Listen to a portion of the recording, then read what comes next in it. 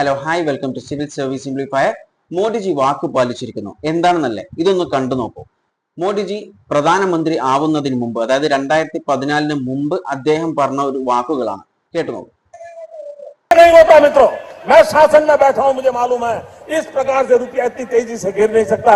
अरे ये नेपाल का रुपया नहीं गिरता है, बांग्लादेश की करेंसी नहीं गिरती है, पाकिस्तान की करेंसी नहीं गिरती, श्रीलंका की करेंसी नहीं गिरती। क्या कारण है हिंदुस्तान का रुपया पतला होता जा रहा है? ये जवाब देना पड़ेगा आपको। देश आपसे जवाब मांग रहा है.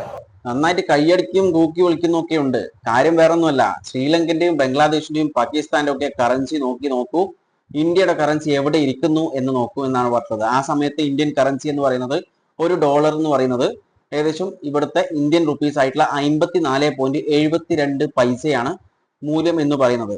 എന്നാൽ അദ്ദേഹം പറഞ്ഞിട്ടുണ്ടായിരുന്നു ഭരണത്തിൽ വന്നു കഴിഞ്ഞാൽ അത് ഉയർത്തുമെന്ന് വിചാരിച്ചപ്പോൾ ഇന്ത്യക്കാർ ഇത്ര ഉയർത്തുമെന്ന് വിചാരിച്ചിട്ടില്ലായിരുന്നു. കാരണം ഇപ്പോഴുള്ള കറണ്ട് ഇതെന്ന് പറയുന്നത് 87.07 ആണ് ഇപ്പോൾ കറന്റ് പ്രസന്റ്ലി ഉള്ളത്. ഇനി അദ്ദേഹത്തിന് തെറ്റുപറ്റിയതാണോ എന്ന് അറിയില്ല. കാരണം ഇന്ത്യൻ റുപ്പീസിന്റെ മൂല്യം കൂടുക എന്ന് പറയുന്നത് ഈ എമൗണ്ടിൽ കൂടുക എന്നുള്ളതാണോ, അതായത് 54 87 വരെ അദ്ദേഹം എത്തിച്ചിട്ടുണ്ട്. അത് വലിയൊരു അച്ചീവ്മെന്റ് ആയിട്ടാണ് അദ്ദേഹം കണക്കാക്കുന്നതെന്ന് അറിയില്ല. കാരണം അദ്ദേഹം പറയുന്നുണ്ട് ഇന്ത്യൻ റുപ്പീസ് ഗ്ലോബൽ കറൻസി ആക്കി മാറ്റുമെന്ന്. അത് നല്ലൊരു കാര്യമാണ്. കാരണം ഓരോ ഇന്ത്യക്കാരനും അഭിമാനിക്കാൻ പറ്റുന്ന ഒരു നിമിഷമായിരിക്കും ആ ഒരു കാര്യം. കാരണം ഡോളറിനെ ഈക്വൽ ആയിട്ട് ഇന്ത്യൻ റുപ്പീസ് വരുന്നത്. എന്നാൽ അദ്ദേഹം തെറ്റിദ്ധരിച്ചോ എന്നറിയില്ല. അങ്ങനെയാണെങ്കിൽ ഉടൻ തന്നെ ഇന്ത്യയുടെ റുപ്പീസ്, അതായത് $1 എന്ന് പറയുന്നത് 100 രൂപയായിട്ട് കൂടാനുള്ള സാധ്യത ഉണ്ട്. അതുകൊണ്ട് തന്നെ അദ്ദേഹത്തിന് അത് എത്രയും പെട്ടെന്ന് ബോധിപ്പിക്കുക.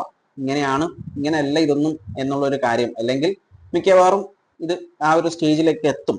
രൂപയുടെ മൂല്യം കുറയുന്നത് കൊണ്ട് ലാഭമില്ല എന്ന് ഞാൻ പറയില്ല. കാരണം എക്സ്പോർട്ടേഴ്സിന് അത് ലാഭമാണ്. അതുപോലെ തന്നെ പുറം രാജ്യത്ത് വർക്ക് ചെയ്തിട്ട് ഇന്ത്യയിലേക്ക് റെമിറ്റൻസ് അയക്കുന്നവർക്കും ഇത് ലാഭകരമാണ്. എന്നാൽ അതേസമയം നഷ്ടവുമുണ്ട്. നഷ്ടം എന്ന് പറയുന്നത് എക്സ്പോർട്ടേഴ്സിന്, അതായത് ഇന്ത്യയുടെ ട്രേഡ് എന്ന് പറയുന്നത് ഏതാനും ചില കൺട്രികളും ആയിട്ട് മാത്രമാണ് ഇന്ത്യക്ക് ട്രേഡ് സർപ്ലസ് ഉള്ളത്. ഒട്ടുമിക്ക കൺട്രീസുമായിട്ട് ഇന്ത്യയുടെ ട്രേഡ് എന്ന് പറയുന്നത് ഡെഫിസിറ്റ് ആണ്, അതായത് ഇമ്പോർട്ടാണ് ഇന്ത്യ കൂടുതൽ നടത്തുന്നത്. അതുകൊണ്ട് തന്നെ വൻതോതിലുള്ള നഷ്ടം ഇന്ത്യക്ക് സംഭവിക്കും എന്നുള്ളൊരു കാര്യം നമ്മൾ മനസ്സിലാക്കണം. ഒരു ഡോളർ എന്ന് പറയുന്നത് 54 രൂപ ഉള്ള സമയത്ത് പ്രശ്നമാക്കി മുറവിൽ കൂട്ടിയവരൊക്കെ ഇപ്പോൾ എവിടെ പോയി? കാരണം 54 87 ആയപ്പോൾ ആ മുറവിളിയൊന്നും കേൾക്കുന്നില്ല. എല്ലാവരും എവിടെ പോയി? ഇതിനെക്കുറിച്ച് നിങ്ങളുടെ അഭിപ്രായങ്ങൾ കോമെന്റ് ചെയ്യുക. വീഡിയോ ഇഷ്ടപ്പെട്ടാൽ ലൈക്ക് ചെയ്യുക. ഇൻഫോർമേറ്റീവ് ആയാൽ മറ്റുള്ളവരിലേക്ക് ഷെയർ ചെയ്യാൻ ശ്രമിക്കുക. And thanks for watching me and stay tune for another video. Okay, thank you.